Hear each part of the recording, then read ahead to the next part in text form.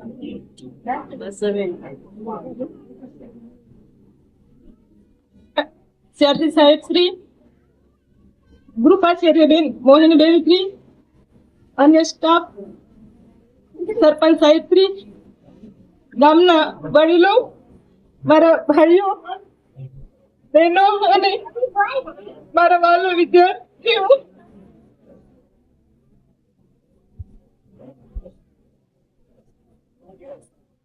ત્યારે સૌપ્રથમ 2014 હું આ શાળામાં આવી ત્યારે મને એવું લાગતું હતું કે હું અહીંયા આટલા વર્ષ બધું અજાણ્યું હતું કે ગાડી છે પણ તમારો બધાનો બહુ પ્રેમ અને સહકાર મળ્યો મને ગામના ભાઈઓ મને એક બેન તરીકે રાખી બધી રીતે મદદ કરી છે ક્યારે મને એકલી નથી મળવા દીધી મારી ગાડી બગડે સુધી કોઈ ભાઈએ મારા માટે ક્યારે કમ્પ્લેન નથી કરી કદાચ બાળકોને તકલીફ હોય તો એ મને શાંતિથી કહીને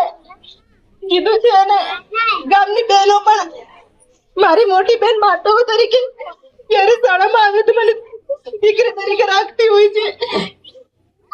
મારે કેવું ન પડતું હોય કોઈ આવે તો બેન ત્યાં હું ગામમાં જાઉં તો મને કોઈ ચા વગર ના આવવા દે ત્યારથી મારી બદલી થઈ છે ને ત્યારથી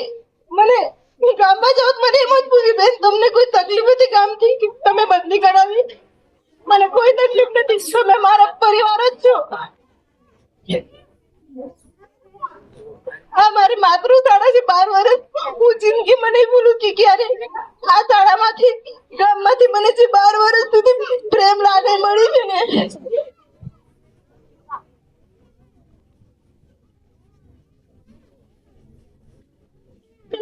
બેન તમે ના જશો પછી ના કરાશો શાળાએ નહીં આવશું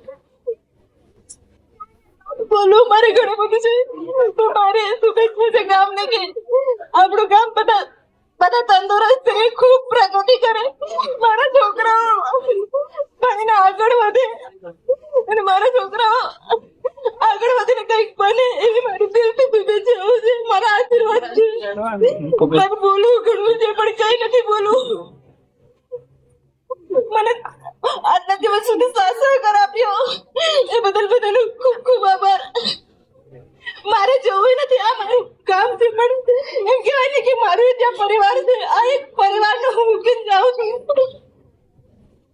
અને હંમેશા તમને યાદ કરતી રહીશ અને મને એટલો વિશ્વાસ છે તમે મને ક્યારેય નહીં ભૂલશો અને હું પણ નહીં ભૂલીશ